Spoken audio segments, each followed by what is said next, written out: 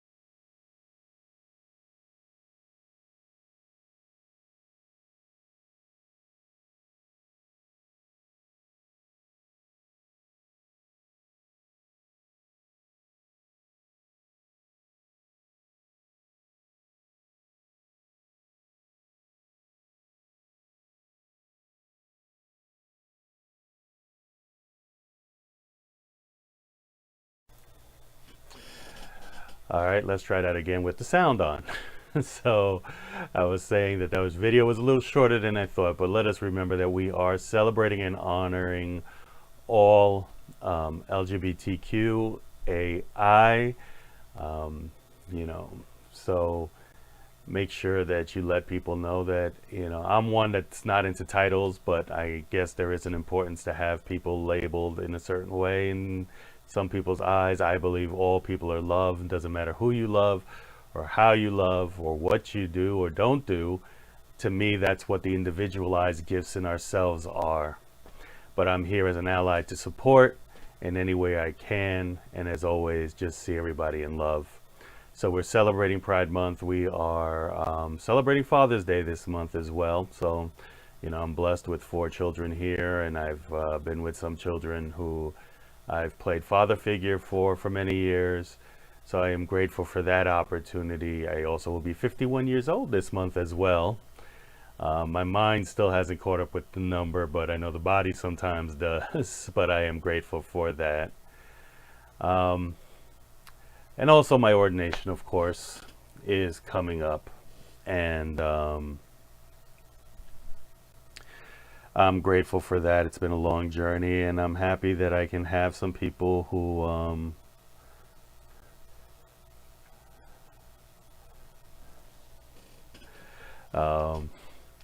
have some people who are going to be celebrating with me. And of course, I'm honored to have Reverend Diane, who was actually the person who invited me to be a minister. I came to Unity looking for my own guidance, my own self-care, and also lessons in prosperity, where I wanted to mix the business and the personal development I was learning with the spiritual path.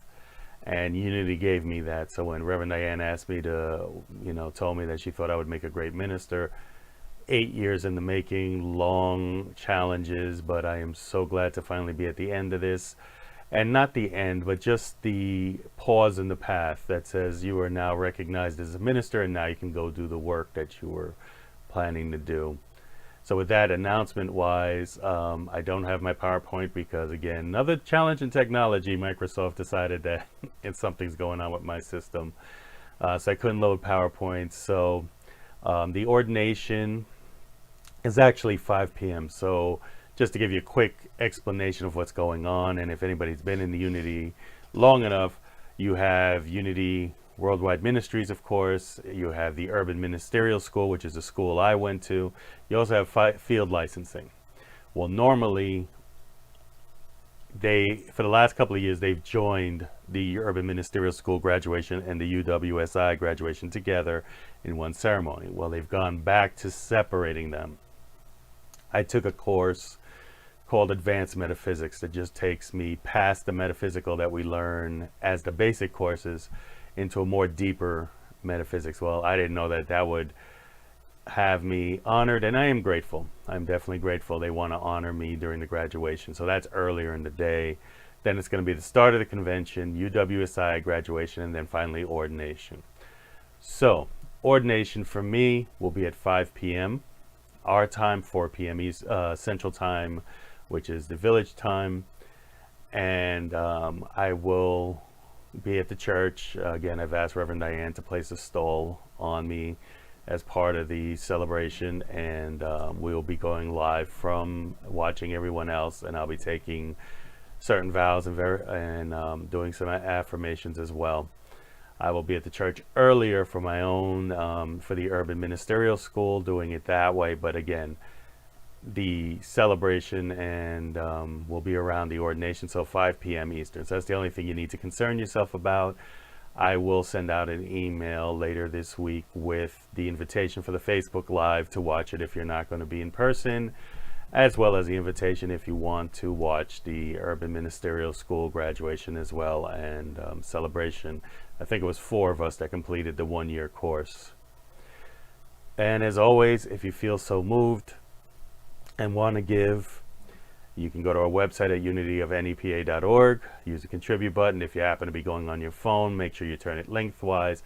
YouTube is our PayPal link up by the banner, as well as you can mail it in, and our office staff will be more than glad to take care of it. And we're always grateful for every gift that allows us to continue to do this. So with that being said, I'm going to move from here to a video on imagination, as we are celebrating the month of imagination and the power of imagination.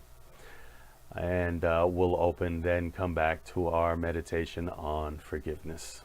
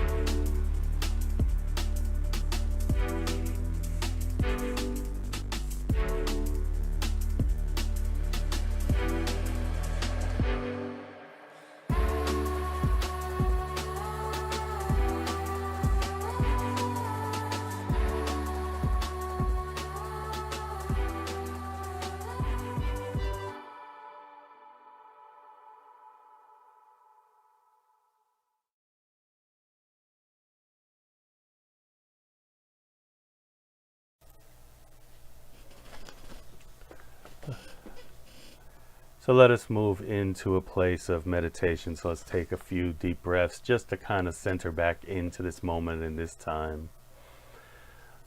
Let us just breathe in.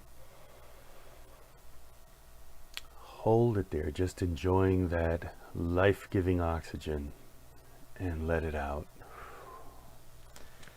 Let's take another deep breath in, just relaxing into the moment. And as we hold it, let us see that wonderful loving energy just surrounding our body and grabbing hold of anything that doesn't serve us, like worry and anxiety. And as we breathe out, let us just release that as we continue to sink into this moment, into the chair, or however you're watching us today. And let's take one last deep breath in. And let us release. And let us just move ourselves from the outer world into that center part of our brain, that seat of the Christ consciousness, which allows us knowing that we are constantly connected to God at this moment.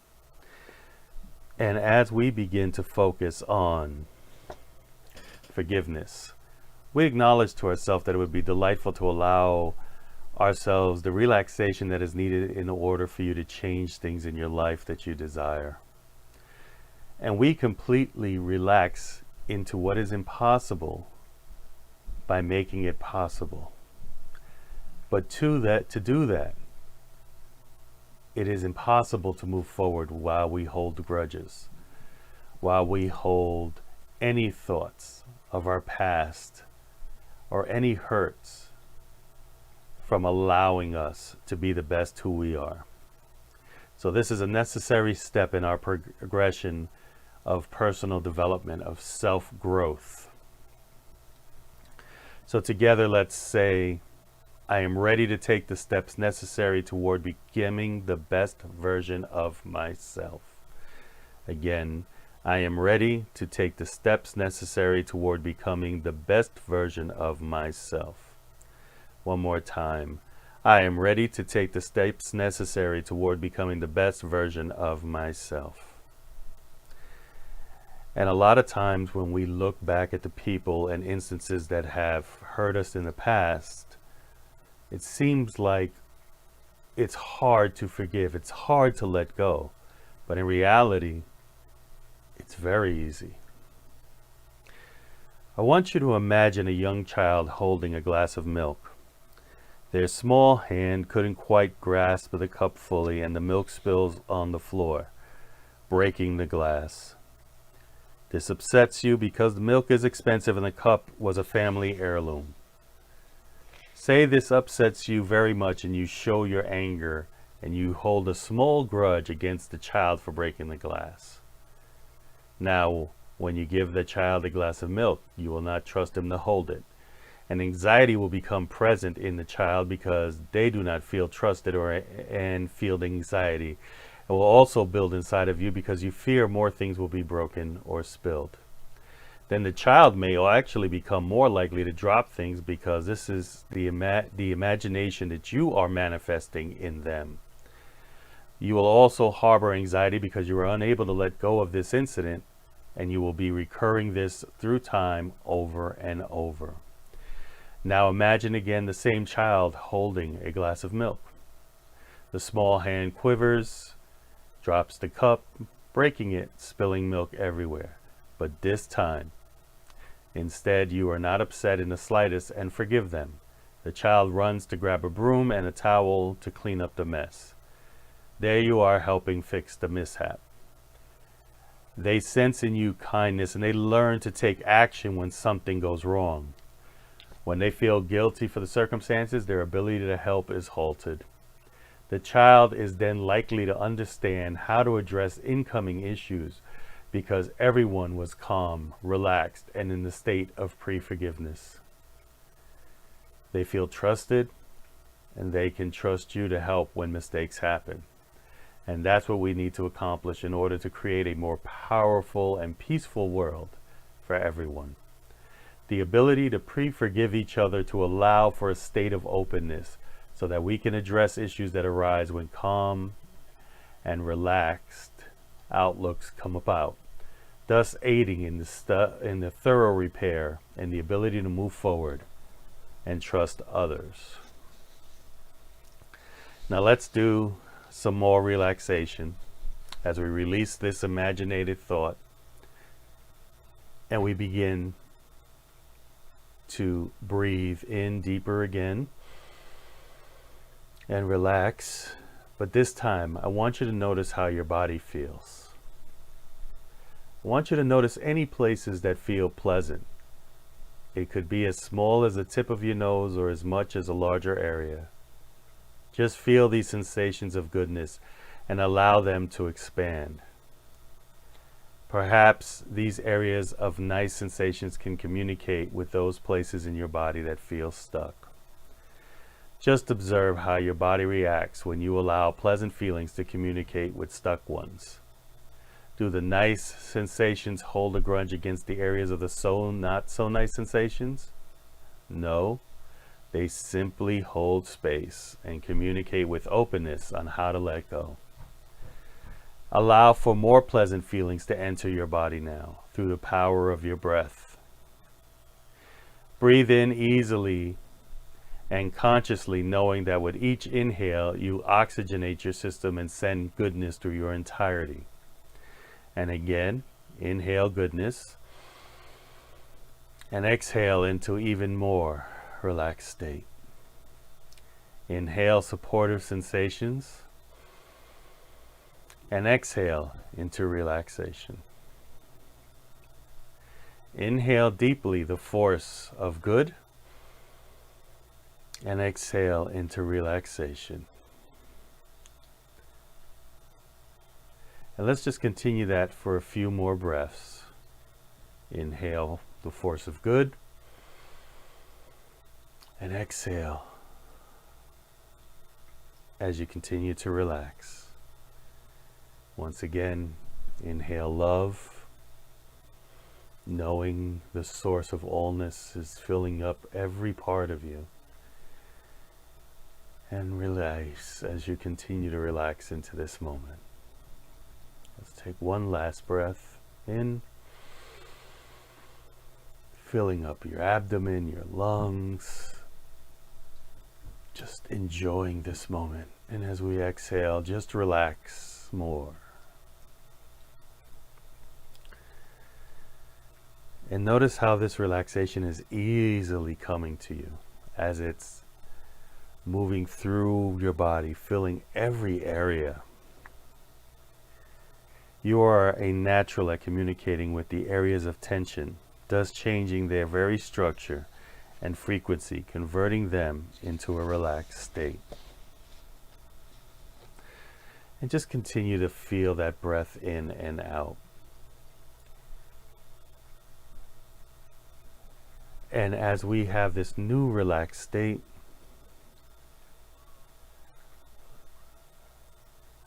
Let us convert this relaxed state to a place of forgiveness. This is a very important opportunity. It will aid you in progressing toward personal achievement in all aspects of your life. So visualize you are a beautiful garden in a mild day, and a fluffy cloud rolls by in the sky, and the sun periodically warming your skin and nourishing the plants in the garden. As you admire the beauty here, the way the leaves of the vegetation are caressed by the wind, there are many colors of flowers throughout the garden, and their fragrance is sweet and welcoming. You look down to see a small footpath through some flowering shrubs, and it is inviting and yet a mysterious path. So see yourself walking down that path now.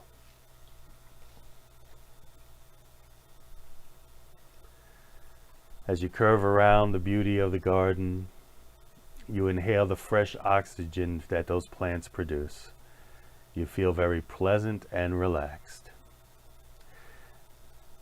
As you continue to walk, you round the corner. A small bench made of wood comes into view, and you see the person you most need to forgive sitting there. They have been waiting for you because this is a very important encounter. You sit down beside them because this place is very safe, and there are some things that need to be said to this person. With bravery and courage, look them directly in the eye and say, "You hurt me, and I have suffered for long because of the burden I carry in the form of a grudge towards you. And now, say, I forgive you. I forgive you not to help you, but to better myself. I forgive you, and you will not enter my thoughts any longer. I forgive you because forgiveness leads to the openness in all aspects of my life." You notice the darkness that was once in their eyes begins to lighten, and for a while they do not say a word. Then the silence is broken. They say simply to you, "I will leave you alone now, and you will not be tormented by the thought of me any more." They get up from this beautiful wooden bench and walk into the depth of a nearby wooded forest. You see as their figure grows smaller in the distance until you no longer see them. Never once did they turn and look back your way. It's a good feeling. Very good. This was a very important meeting today in this beautiful garden. And as you breathe in new fresh air, you feel twice as light as you did before. That is because a huge weight has been lifted now, that the person you needed to forgive is no longer sitting within your secret garden. They have moved on, and so have you. And let's just take a moment in silence as we bask in this newfound emptiness, this openness that allows us to continue to learn and grow because we've released this. This is no longer taking up space in our imagination, in our mind. And I like to remind people that no matter how trivial or traumatic an event in your past has happened, the only place it continues to live is in your mind. And today we took that first step in allowing it to leave and no longer take up residency in our mind. And let's just enjoy that feeling for a few moments.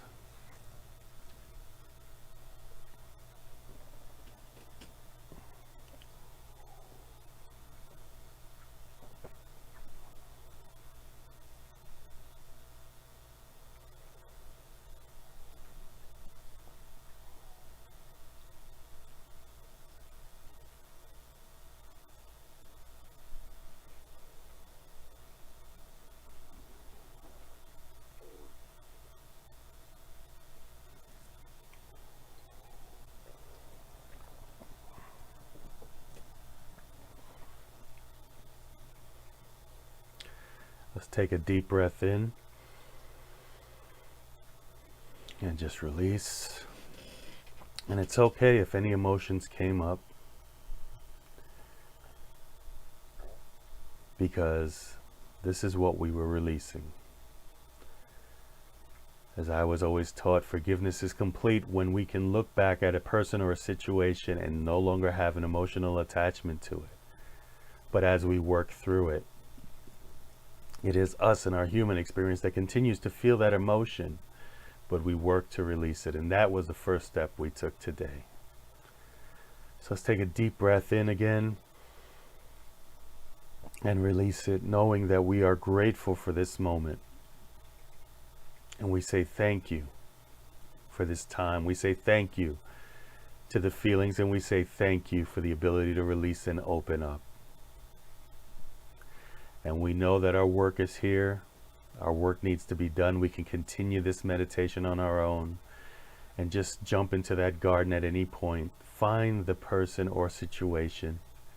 Let them know how you feel. Forgive them. Release them.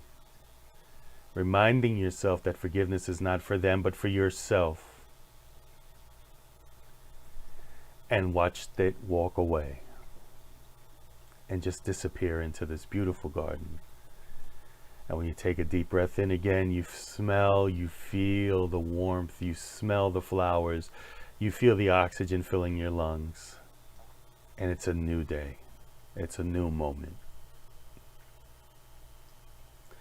And let us bring our attention back to this point, back to this time. And when you feel so moved, you can open your eyes, or if your eyes were open watching the fountain, that's fine as well. And just realize you are here, you are now, you are open, and you are ready to receive our lesson today. Knowing that all is well. And we know it is because we say it is, and so it is, and we let it be. And we affirm this feeling in an ashe, so mote be, and an amen. Let's just take a deep breath in as we move forward and we hear Brother Lee in his talk today.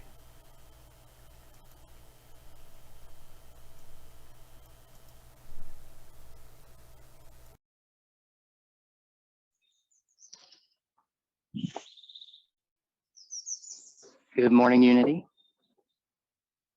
Another beautiful sunny day here in northeastern Pennsylvania. And of course, this week, this month, our focus is on self-care. But I'm going to change up the conversation a little bit and talk about organizational self-care, the care of our congregation, Unity of NEPA, and the future of our congregation. I love Unity of NEPA, and I've been a part of this community, of this congregation for, I guess going on 8-9 years now, and it's been a fascinating journey for all of us. Many of you watching this have been a part for, 10, 15 years, maybe even more. And you've sort of seen these peaks and valleys of our existence.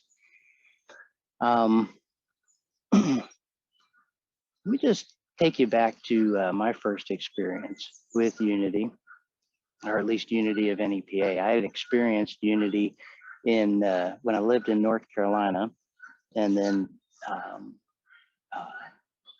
and was just amazed by the message of hope and the inclusiveness of the atmosphere of Unity, and just this broader take on spirituality and the potential of humankind. And I loved it. It was the right thing for me at the right time. And then I moved to northeastern Pennsylvania and never expected to be able to find anything like that at all. And yet here we are, near Wilkes-Barre, and in this hard scrabble coal country, found this group, these this group of people, this community, this congregation that saw things the way that I saw it. But I'll tell you, I saw something else when I came to Unity of NEPA, and that is I saw a dying congregation. But I had a lot of hope because there's a lot of individual glowing embers there, right? It's kind of like a fire that burned up really bright, and then what's left the next day is the nice hot coals, but they're kind of scattered here and there amongst the ash. And I think that is part of that's the part of the life cycle of this congregation that we're in now, is these glowing embers of coals, right? These points of light that are still there and still active in the congregation. But you got to ask yourself, is that enough? Is that enough for us to keep going? Now, many of you know that we had our first annual meeting since we weren't able to do one with the pandemic in 2020. So we had an annual meeting in April of this year. And you know, it was a tough sight to see because, again, I saw all the evidence, an organization that was dying. And you'll have to forgive all the bird sounds in the background. Hopefully they enhance this. The rooster likes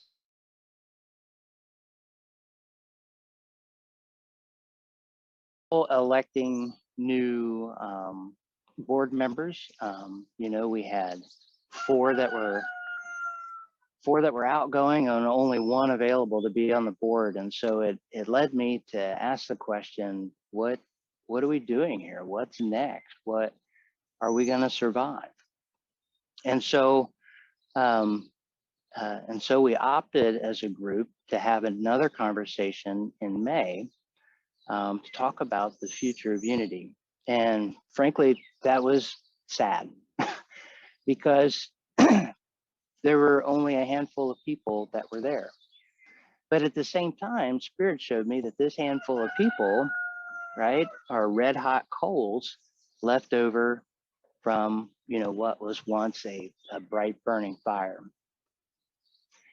And so that core group of people has been meeting a few times online and talking about what do we do here? We have an asset that's rich in, or I'm sorry, we have an organization that's rich in assets, right? We have a lovely facility, you know, low debt, and we've got money in the bank right now, thankfully, and we've got amazing, talented people that are teachers, speakers, doers, you know, all across the board, organizers. And so there's something here, right? And we all know it, and we all feel it.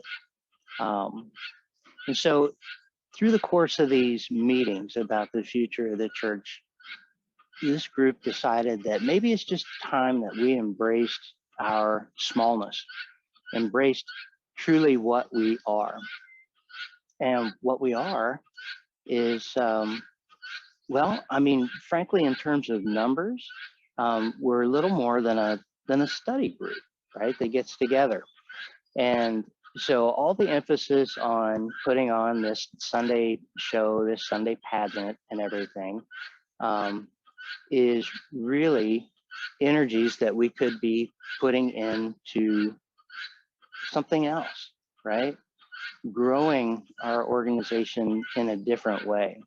If there's one thing that 2020 and the pandemic have taught us, is that they don't work anymore, right?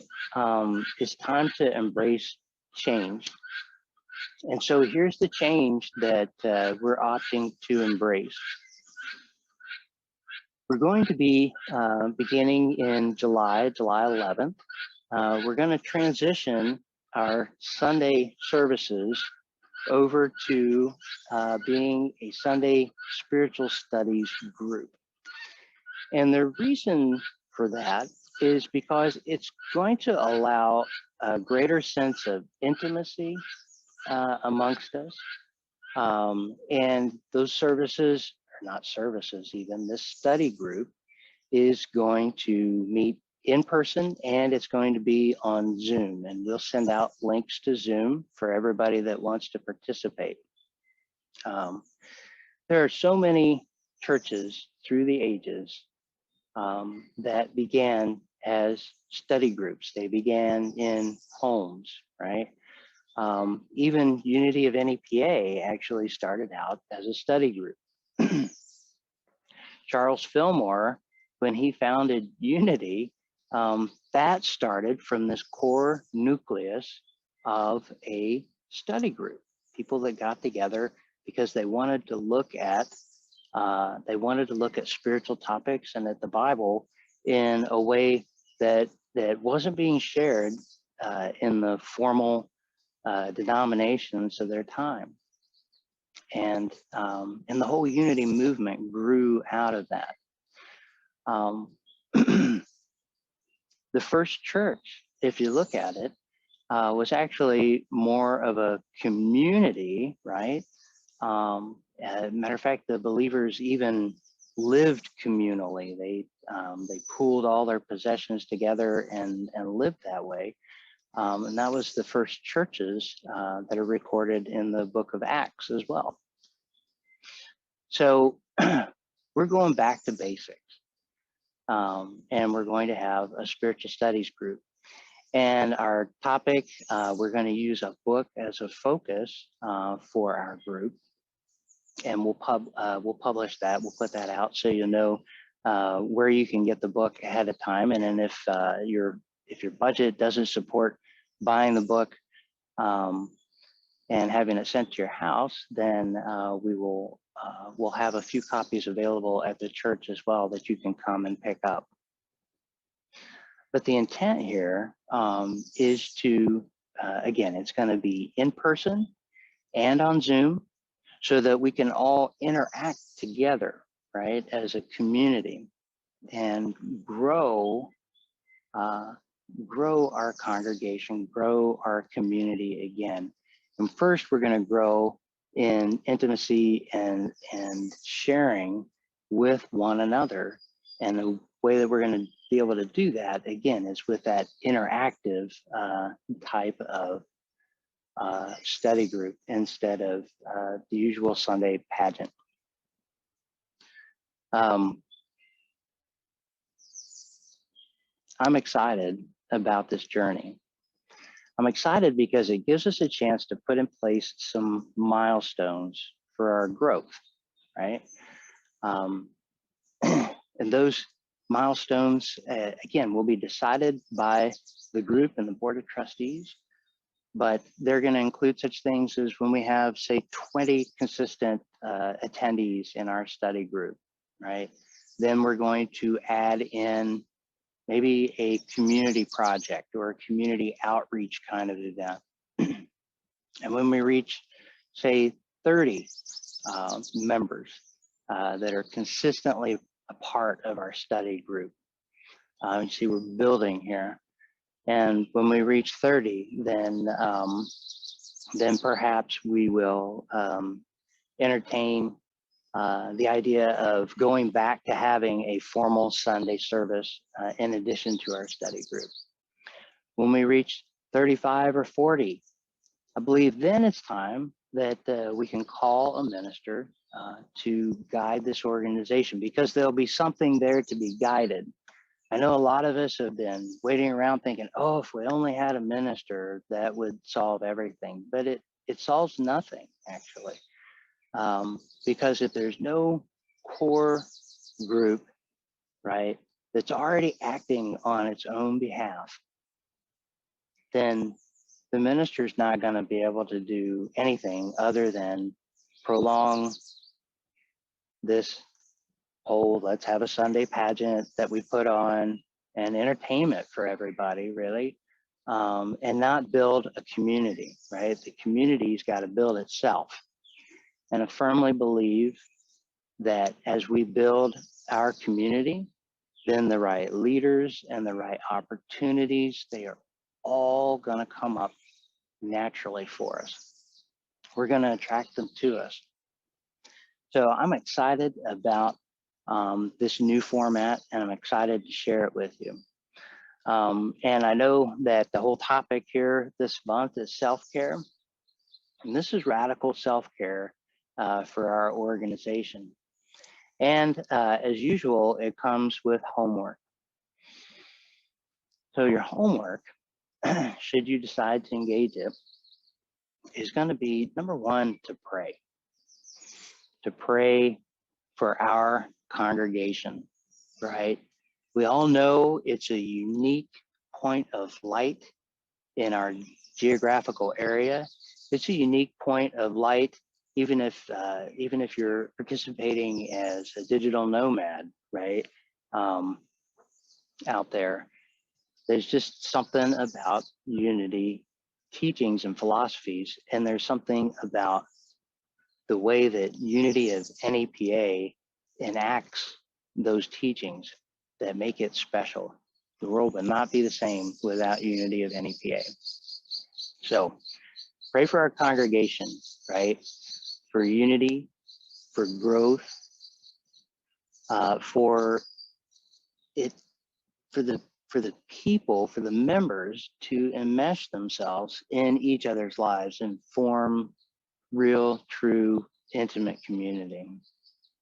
Secondly, let's pray for our community, our broader community, where we're planted. Now we're in northeastern Pennsylvania, but let me tell you, churches are changing. They got to change or die. And with so many going online now, they're realizing that they are pulling in people into their community from other countries, other states for sure, other geographical areas. And so when you pray, don't just think about specifically Wilkes-Barre, although, you know, we really do need to, Wilkes-Barre needs us, right? It needs us. It needs this message. It needs this way, this lens for looking at life and looking at the divine. But also pray for the broader community, the electronic community that we are now breaking into as well. And then spend some time asking yourself, asking Spirit in your quiet time, like, where can I get involved in this? How can I be a part of it? Right? What parts of my time, my treasure, and my talents am I feeling moved to contribute to this effort?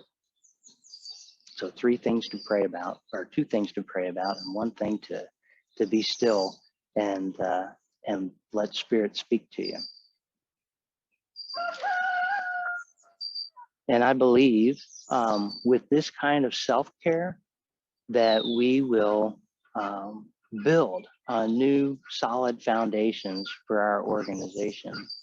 And like I said, we're going to attract the people, the leaders, the circumstances into our orbit, right, that are going to make this a true success. But it all starts with you, all starts with me. So here I am doing my part, or a part of my part, sharing this new direction. And I hope you can feel some excitement behind it. And I hope that you can plan to be a part of this new way of doing things. Much love to you all. I look forward to seeing you all in the Zoom meetings. And again, that's going to be July 11th. So we've got a couple more weeks of doing just normal Sunday services. But after that, it'll be the new format. And I'm excited to share that with you today. Much love to you all, and take care.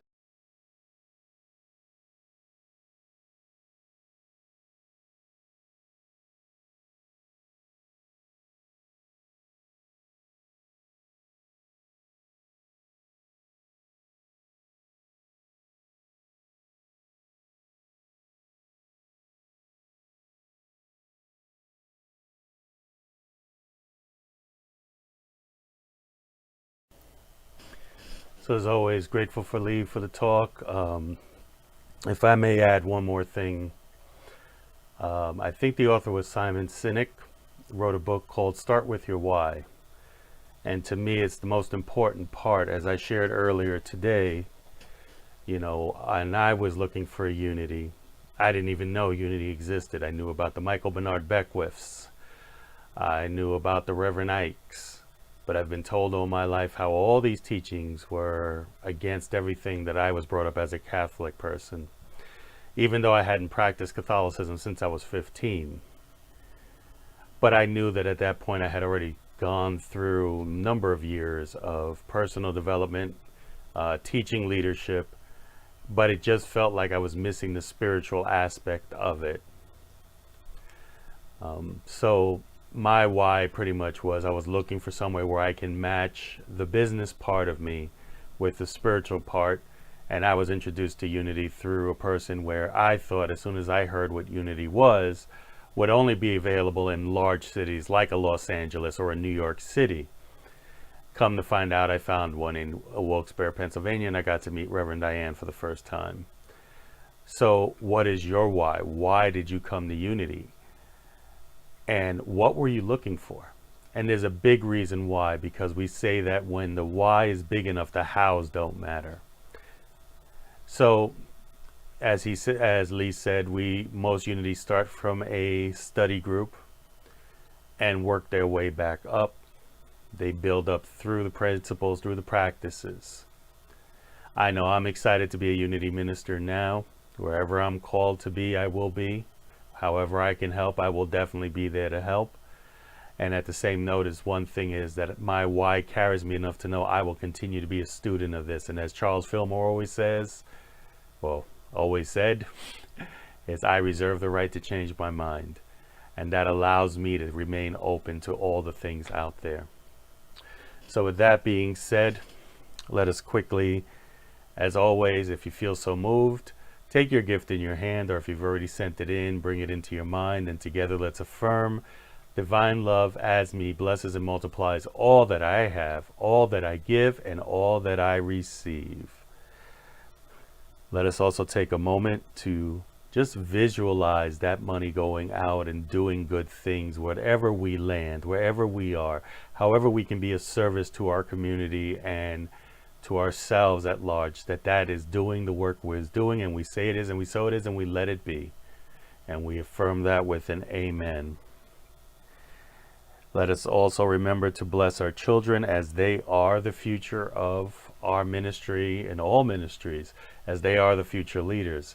As we see them in our hearts and our minds, we say, we love you, we bless you, we honor you, and we see that divinity in you, and we know you're going out to do big and wonderful things, and so it is. And finally, for ourselves, let us remember the prayer for protection.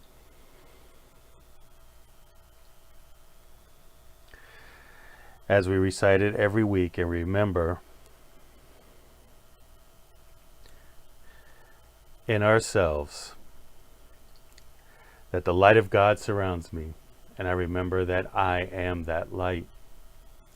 And the love of God enfolds me, and I remember that I am that love.